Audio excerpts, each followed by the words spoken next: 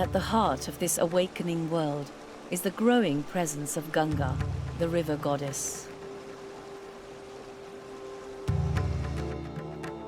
With each passing day, the spring meltwater surges down towards the plains.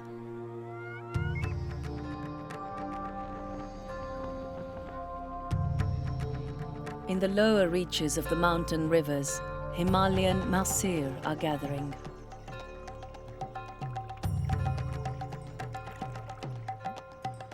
The world's largest carp, these powerful fish cruise the rivers with the seasons, migrating between spawning grounds in mountain torrents and these more placid lowland waters. But today, these are perilous journeys as poaching takes a heavy toll on their numbers. One of the few sanctuaries now left to them are the ceremonial steps or ghats at riverside temples. Here, they grow huge on handouts from priests and worshippers.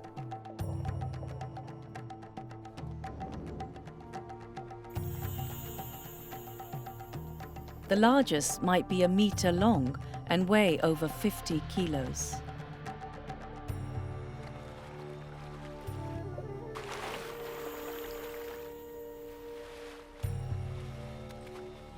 But in these increasingly crowded valleys, they have to share these sacred waters, as the tributaries of the Ganges are having ever greater demands placed upon them.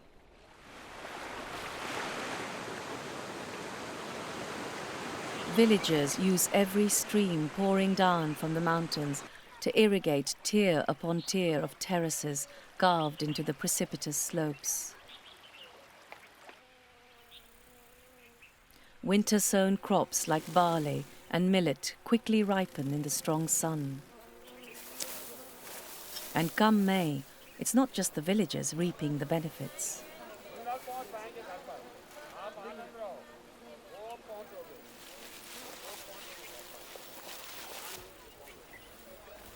Even as the crops are being cut, troops of macaques are waiting in the wings, ready to mop up any overlooked ears and seeds.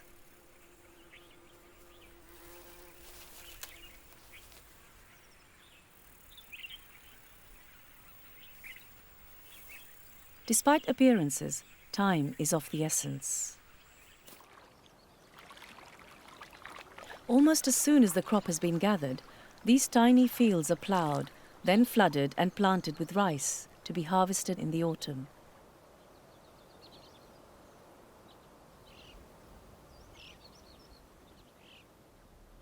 This intensive farming is only possible because of the huge quantities of meltwater flooding down from the peaks.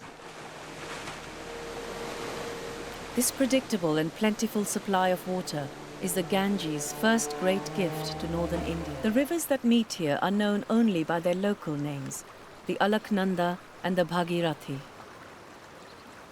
But downstream from this promontory, the larger river is officially called the Ganga for the first time.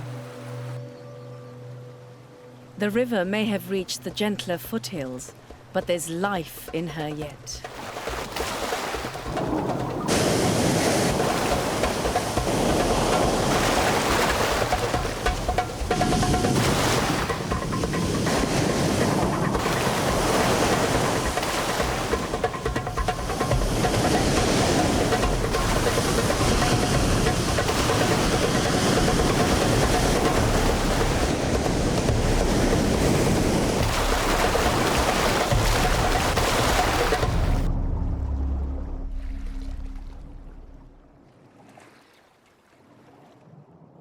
This region is known as the Shivalik Hills. These are the ancient remnants of mountains much older than the Himalaya.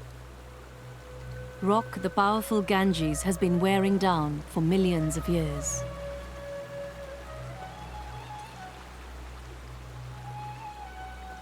Now the river's character begins to change.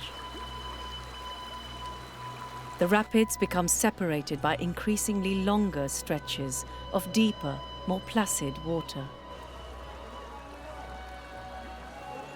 the first large towns begin to appear on her banks. The 120-meter-long Lakshman Jhula footbridge spans the Ganges at the town of Rishikesh.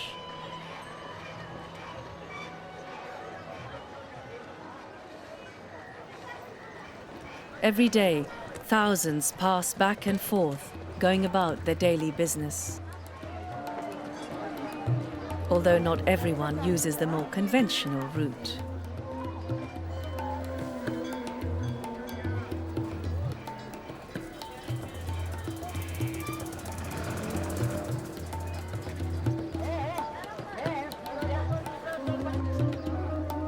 The chaos of the bridge is ripe for exploitation, and the resident macaques know just how to work it to their advantage.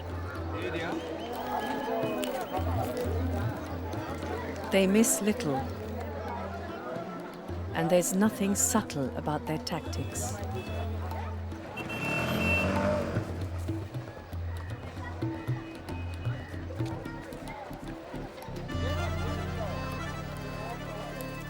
If begging doesn't work, direct action usually does.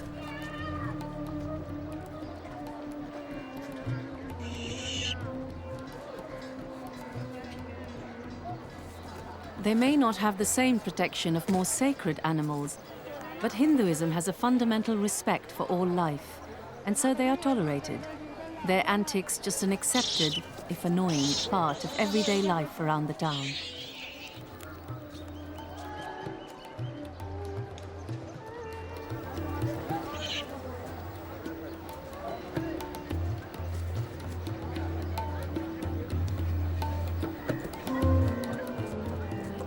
The Rishikesh macaques span two worlds, with one foot in the Shivalik forests and the other in the urban. As farming flourished, the people began to worship the miraculous life-giving powers of the Ganges.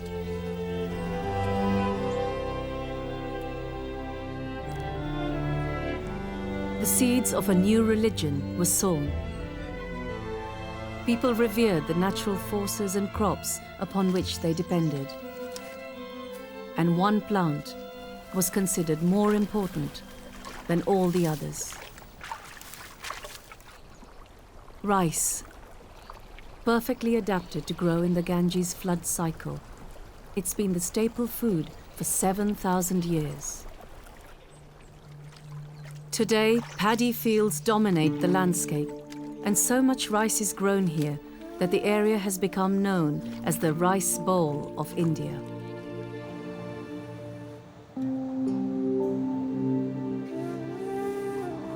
The rise of farming didn't only change the landscape, it also offered a home to new creatures. The people of the Ganges have long kept all sorts of domestic animals and put them to use in ingenious ways. Duck herding is an ancient and lucrative occupation. So many ducks lay a lot of eggs, and the herders are also paid to graze their flocks on the paddy fields. As the ducks feed, they clear the weeds from the inundated fields, and their droppings add extra dollops of organic fertilizer.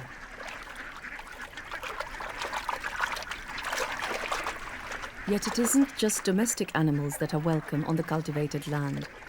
The wetlands around the paddy fields make an ideal home for all sorts of wild birds. And one visitor to these fields is honored as a bearer of good fortune.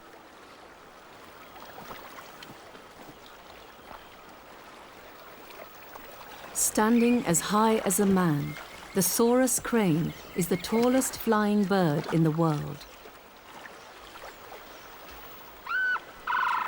These magnificent birds pair for life, and their faithful nature has led them to be venerated as symbols of marital bliss. To help strengthen their partnerships, the cranes perform elegant courtship dances.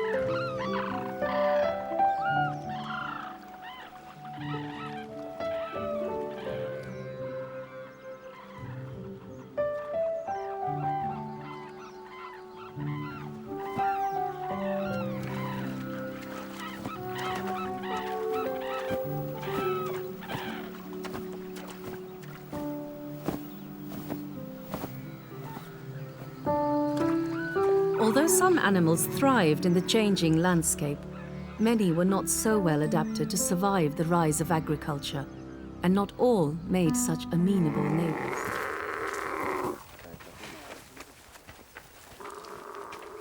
The deserts of western India may seem an unpromising start for a river, yet this is where the Chambal is born.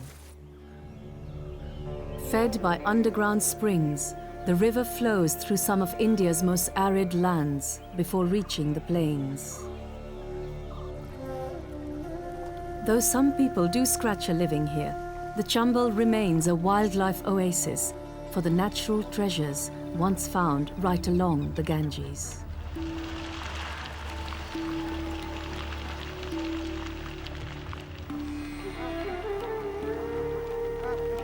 Some migrant birds, such as bar-headed geese and Brahmani ducks, fly all the way across the Himalaya to overwinter here in the desert sun.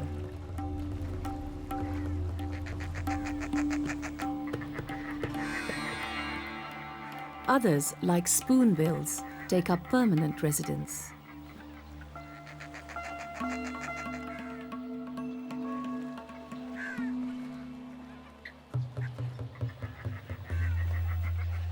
Indian skimmers are also seen here all year round, fishing the well-stocked river.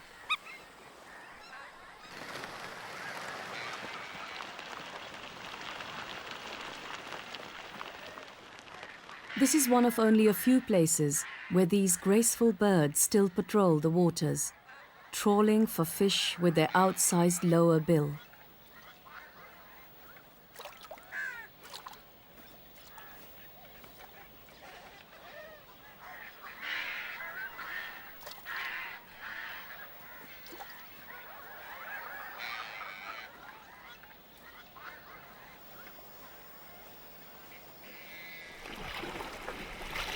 Human influence on the Chambal is steadily increasing, but today the river still harks back to a time when just a few early settlers shared the Ganges with their natural neighbors.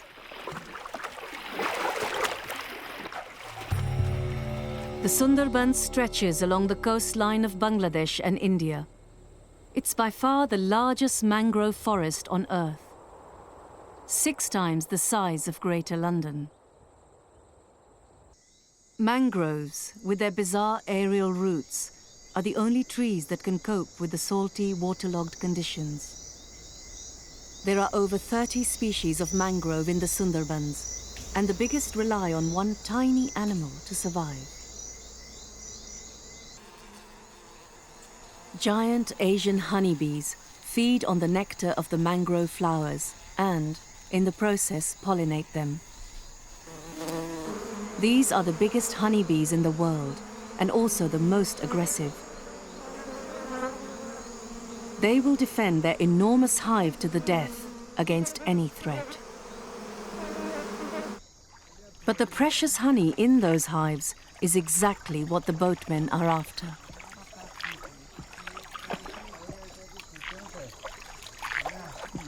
These men have pushed deep into the maze of over 400 waterways that crisscross the forest.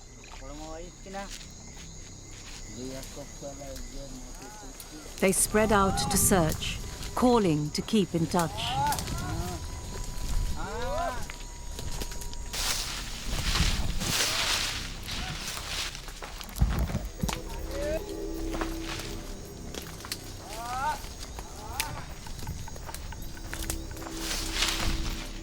Many people have been killed by swarms of these bees. 10 meters is the closest a man can safely approach. The threatened bees are primed to attack. But the honey collectors know the chink in their armor.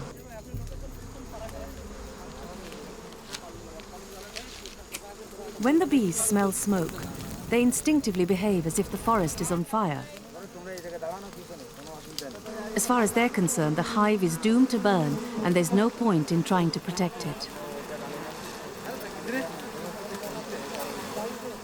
With the bees no longer aggressive, the men can go about their work.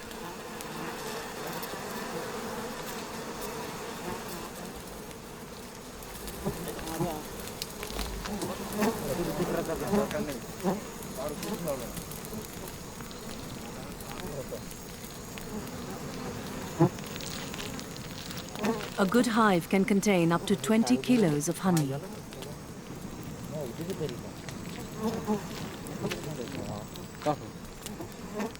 This is liquid gold for these men, but even though they are poor, they choose not to take the whole hive. Wise collectors know that if there is to be honey here in years to come, they should leave a section of the hive behind, so the bees don't have to rebuild from scratch.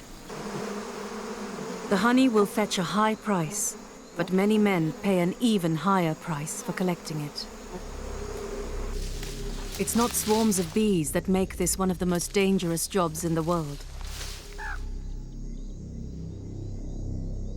The trails are crisscrossed with the tracks of the forest's most infamous residents.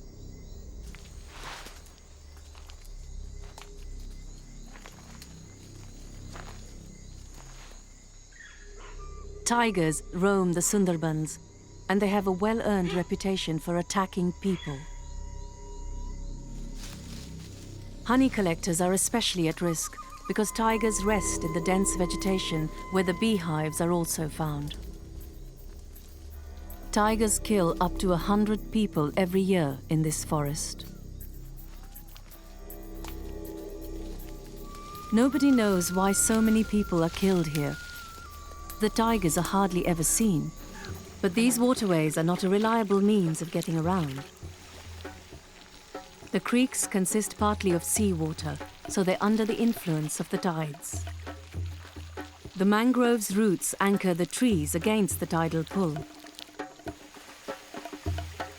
It's a constantly changing environment, but some animals are adapted to exploit it.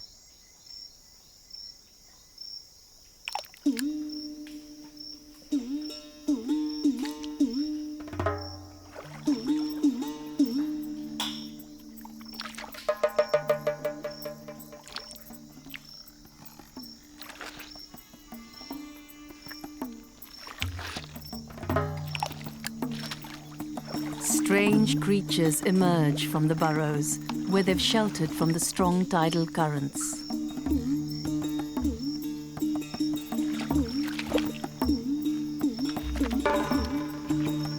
Mud skippers are fish, with specially adapted fins enabling them to walk.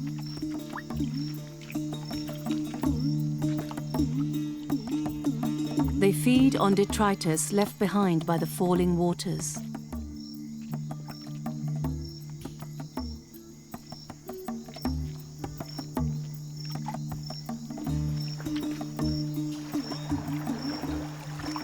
Fish need water to breathe, so the mud skippers carry a constant supply in special gill pouches, which they have to top up from time to time.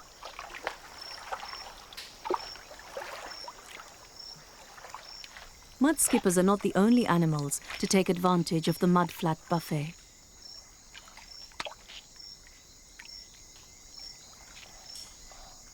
Fiddler crabs sift food particles from the mud, leaving behind neat balls of leftovers.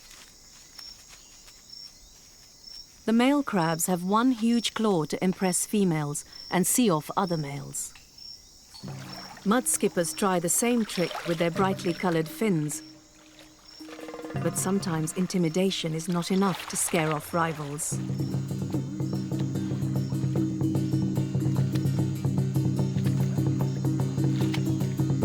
Arguments can get very heated.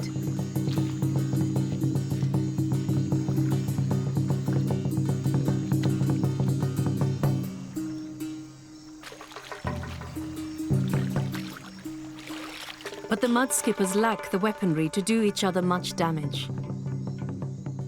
And besides, disputes can never last very long. With every rising tide, the mudskippers are obliged to return to their burrows or risk being swept away. They have the biggest species of honeybee in the world. The giant cliff bee. Their hives are built high up on the exposed rock. On this one cliff alone, there are over 2 million bees. Workers returning to the nest, laden with nectar and pollen, tell other members of the hive where they've found their food by performing what is known as a waggle dance. The directions are coded in the dancers' body positions.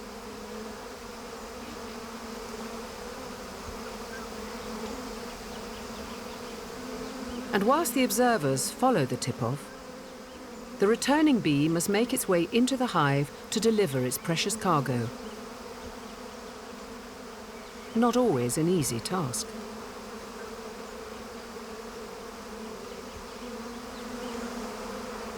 Because the hive is fully exposed, the only way the bees can defend it is with their bodies. They line up several rows deep to form a defensive shield. It is all for a good reason. Hornets. Voracious predators, they are here to hunt bees. Separated from the rest of the hive, a single bee doesn't last very long. The hornets cruise around the hive, hoping to strike unsuspecting bees. But the guarding bees have a defense strategy. As soon as one bee realizes a hornet is approaching, they lift their abdomen up in a threat display. The alarm ripples through the colony, creating a Mexican wave.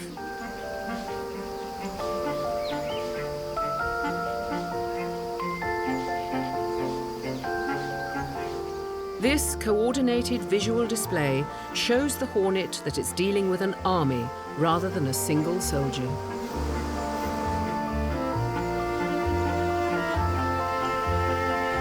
It's enough to blur out the individual and stops the hornet from attacking.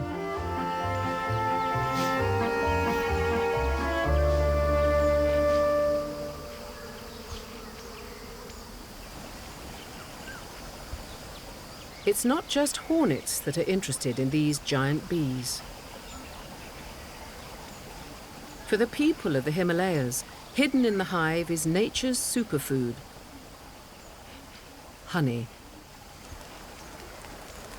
In India's neighbour Nepal, they use smoke to help them access it. Believing there to be a forest fire, the bees start to evacuate the hive.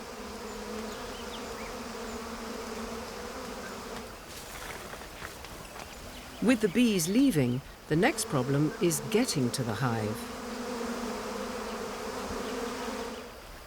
Suspended 50 meters off the ground, wearing no gloves or shoes, the honey collector descends into swarms of angry bees.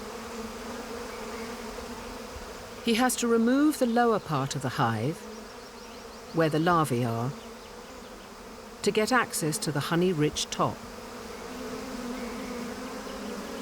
Now, balancing a basket on the end of a pole with his feet, he collects the honey.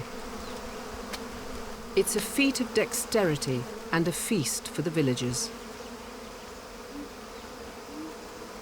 Though one hive has been destroyed, the honey hunters make sure there are many left unharmed to carry on the population. Travelling across India, back along the monsoon's path, to the far west of the country lies the Thar Desert. It is the hottest place in India. It can be a tough place to make your home. Which makes it all the more surprising that the people of Kitchen are scattering their precious grain on the dry ground inside their village. 1.5 tons of it. Kitchen is a remote village hidden deep within the desert. The villagers are followers of Jainism, a religion that treats people and animals as equals. They are preparing a welcoming party.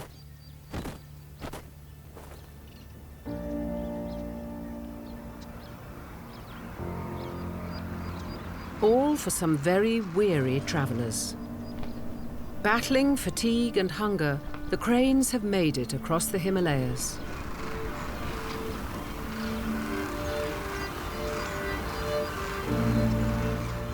When the people of Kitchen first started providing food for the cranes, just 15 birds visited.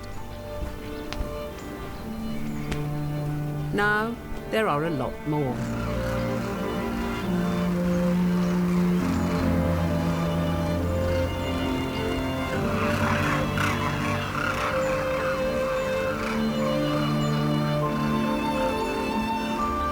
In a single season, around 150,000 birds visit the village.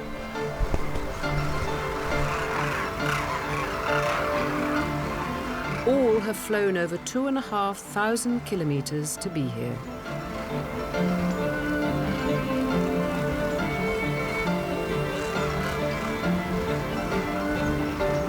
The grain is a welcome sight.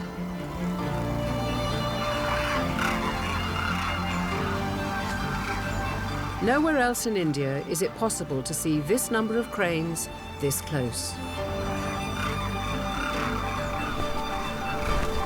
Some will stay here all winter, but for most, this is a staging post. They still need to push further south, out of the desert, to their wintering grounds in southern India.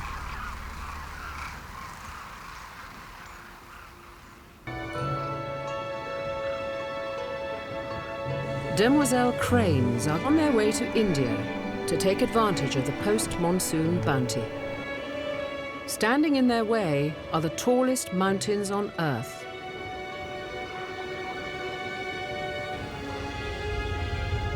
The Himalayas. The cranes use the rising thermals to gain height.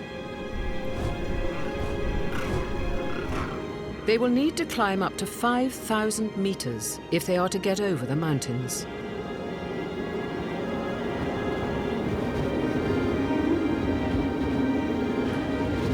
As they get higher, the winds become much more unpredictable. Strong gusts send them off course, and they are forced to turn back.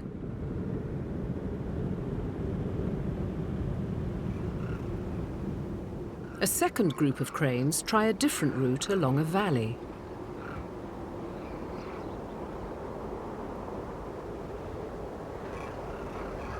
But they are flying straight into a hidden trap.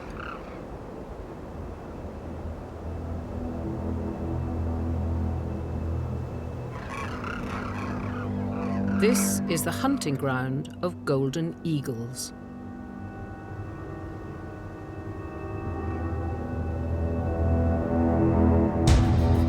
They pinpoint one of the younger cranes.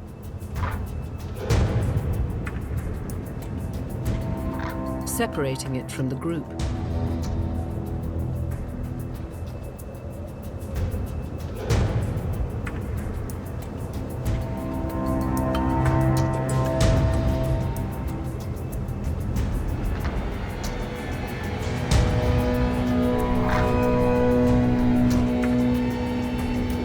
The eagles hunt in pairs.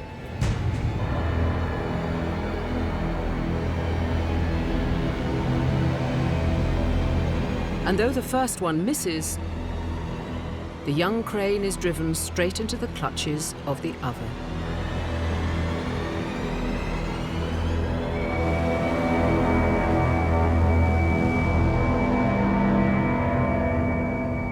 It may be a juvenile, but the crane still weighs almost the same as the eagle.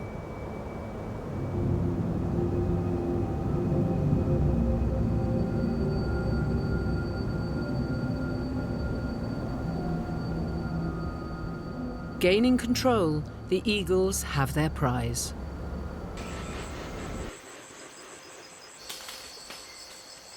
The quiet of a mountain glen is broken by a ghostly sound of huge wings.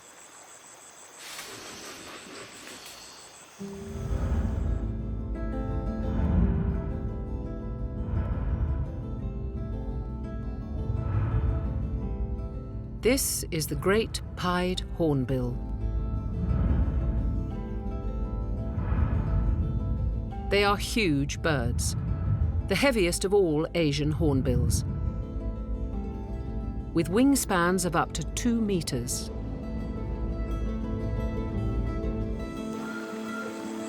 They are called the gardeners of the forest, living off abundant fruiting plants and dispersing their seeds throughout the hills.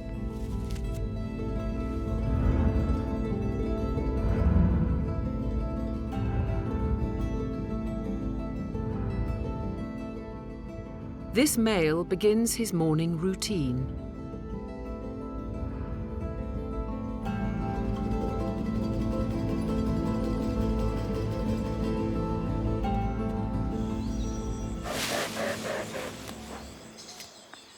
He visits this tree again and again for one very important reason. His mate is sealed within. She is incubating their clutch of 2 eggs. To protect their future family, the pair worked together to close the entrance of this hollow with their sticky dung. The opening is too small for most predators to get in, and ensures no other hornbill will take this valuable asset. She will remain here for 4 months, completely dependent on his deliveries of food.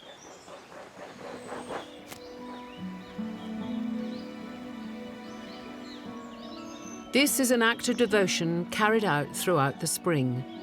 The males bring mainly fruit, but they also seek out small insects and other flying creatures, like bats, a rare feast.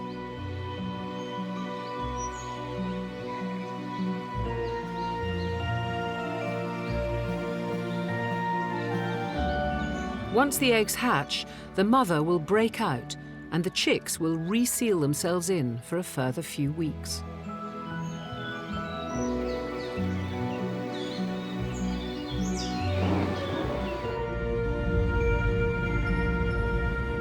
But for now, the expectant fathers continue to garden these lush mountain forests.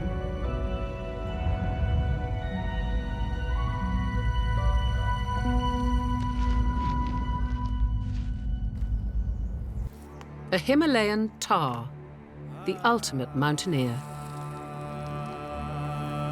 These mountain goats make the most of the green vegetation that manages to take hold between the rocks.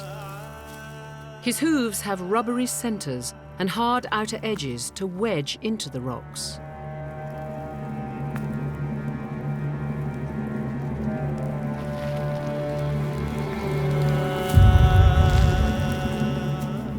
His shoulders are shock absorbers.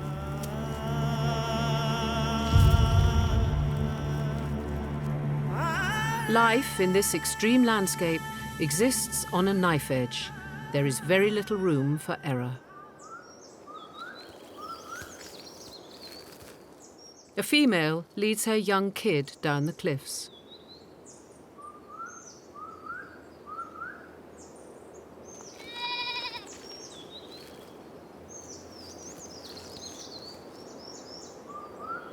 This youngster must learn to navigate the mountain if it is going to survive.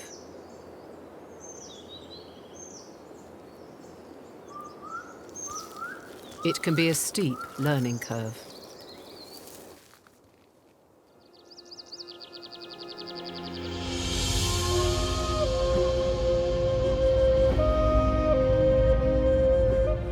High above, riding the thermals, Lama Gaia are scanning the landscape for victims of the mountains. They are scavengers who make their nests in cliffs.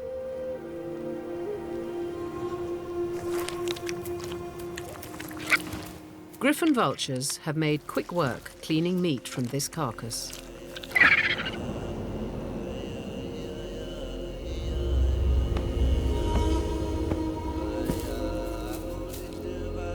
The lammergeier appears to have arrived too late.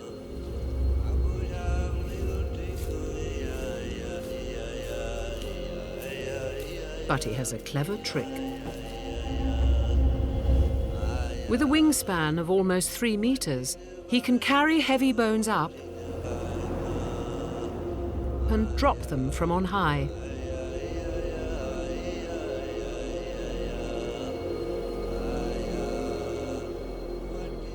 Smashing them open to reveal the rich marrow inside. This is why the lammergeier is also known as bone breaker. This is the Valley of Flowers.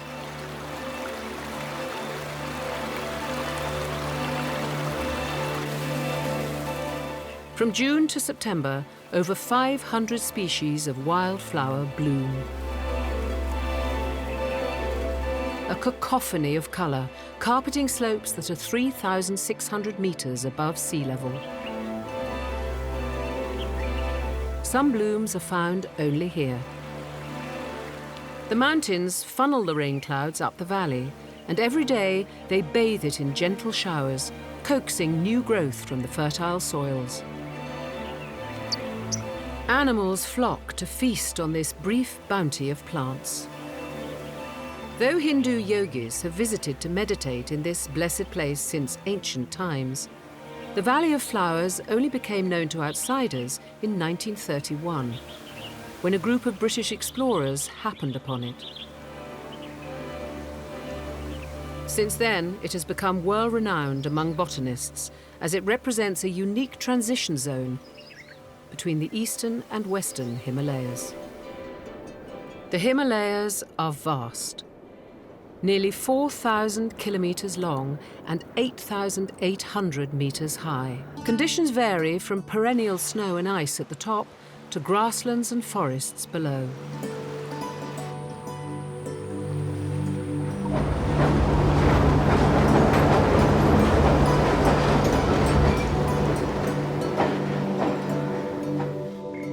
Tropical evergreen forests far to the east awake to a haunting call.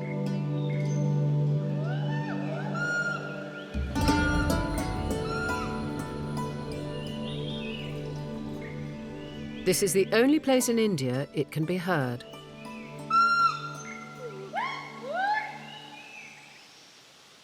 This is the song of the hoolock gibbon, India's only ape.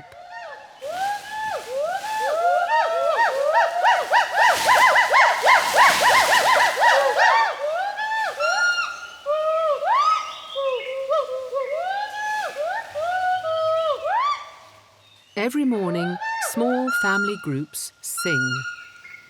Their tunes establish territory, and males and females perform duets to reaffirm their bond.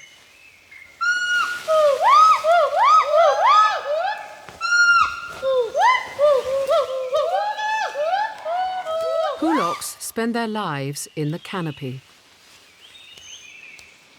They are masters of their environment.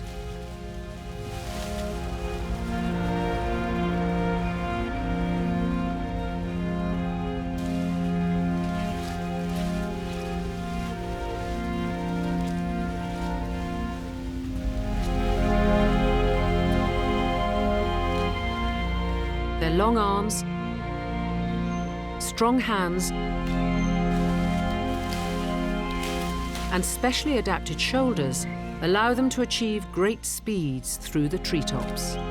They are the fastest non-flying animals of the forest, capable of up to 55 kilometers an hour.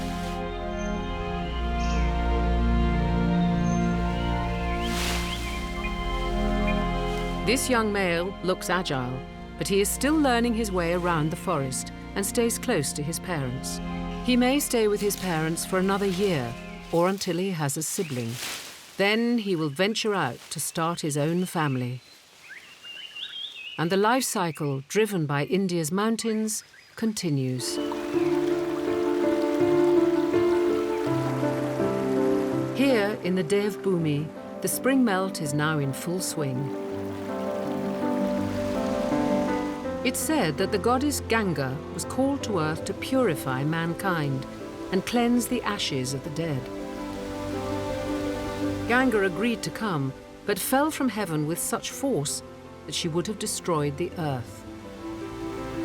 So another god, Shiva, caught the deluge in his hair, distributing it into gentle streams.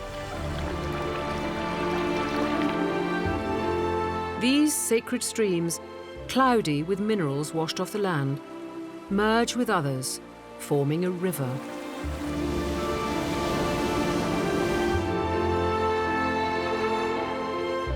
But it is not called Ganges until it reaches here, the village of Dev Prayag, where the Alaknanda and Bhagirathi join. This is the point where it leaves its turbulent beginnings behind, slowing as it grows. The pace of the river eases. However, life around it begins to quicken.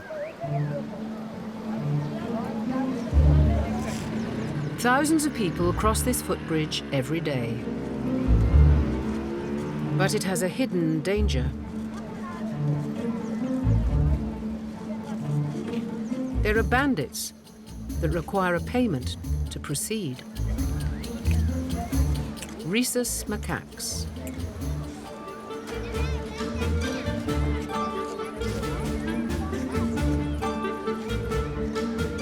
As natural climbers, these monkeys have no trouble navigating the high wires of the bridge. They are born opportunists and can't turn down the prospect of an easy meal. Some travellers offer up payment freely, whilst others need more persuasion or a helping hand to give up their goods. For the monkeys, it's easy living. They've adapted well to the urban jungle. The dark of night conceals one of India's strangest inhabitants. This is a female Gharial, an ancient and extremely rare type of crocodile. There are only 1,200 left in the wild.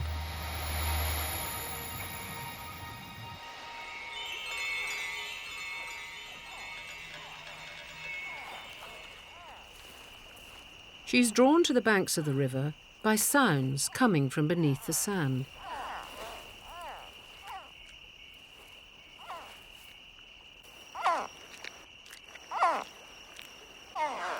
These strange calls are from her young, buried in an underground nest.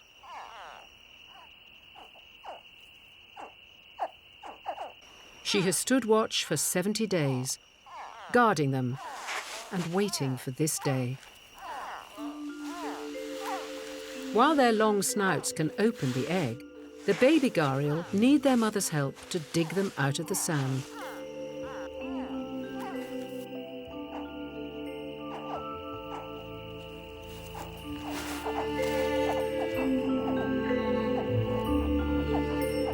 Instinct drives them to the safety of the river.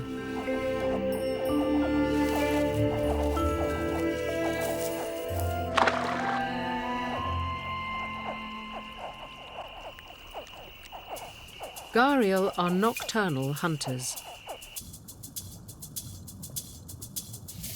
Their sensitive, streamlined snouts snap shut the instant they feel a fish.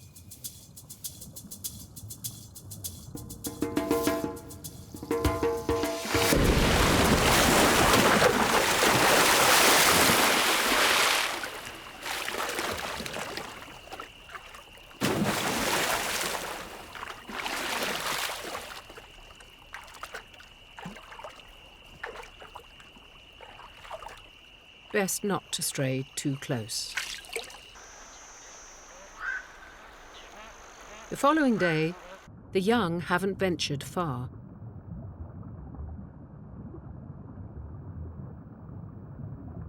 Their mother is a devoted parent. She will stay with the young for up to 6 months, protecting them. And when she leaves to hunt, there are others to take over guarding duties. Both male and female adolescent gharials will stay close to the family, helping to keep them out of harm's way. As the river's waters leave India behind, they continue to carry with them silt and minerals eroded off the land from as far afield as the Himalayas. These fragments are washed back to the coast, giving India its white sandy beaches.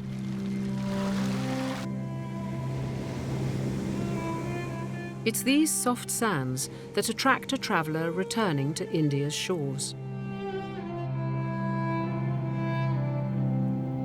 Under the cover of darkness, a female olive ridley turtle makes her way up the beach.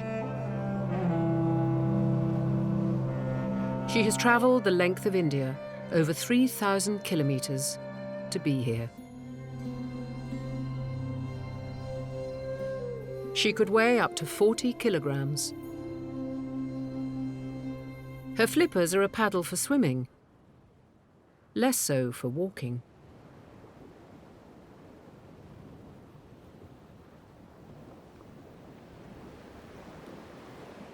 This mass invasion is called the arid, the arrival. They're here to lay their eggs.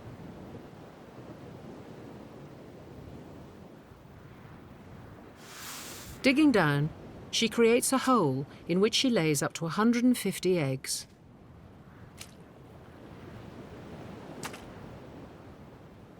Over the course of 3 days, 200,000 turtles will lay their eggs on this beach. Exhausted from all this activity, she must now cover the eggs. This is her final act as a mother.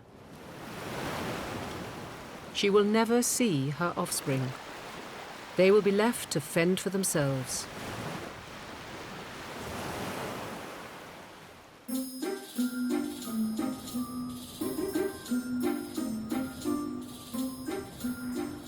"45 days later, the first hatchlings start to emerge. Most surface under the cover of darkness, but hatching continues into the morning. The young have been calling to each other inside their eggs, coordinating their hatching. Each one, just 5 centimetres long, must now face a 100-metre dash to the safety of the sea. It's their first day on Earth, and the odds are already heavily stacked against them. Brahmini kites.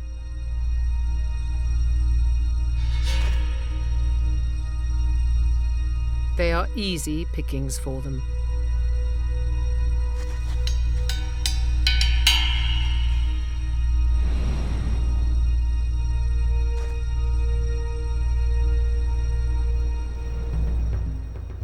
And crows waste no time, now the hatchlings are out.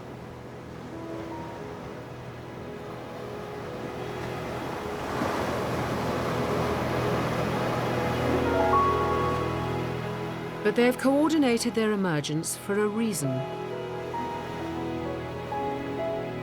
The beach is flooded with baby turtles. The predators can't catch them all. Closer to the water's edge, these hatchlings have a chance. The predators are occupied, but they have other problems. Instinct drives them on.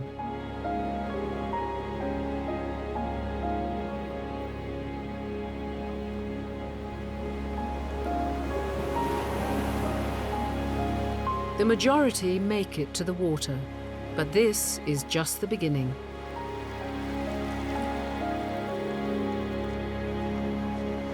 Only 1 in 1,000 will make it to adulthood.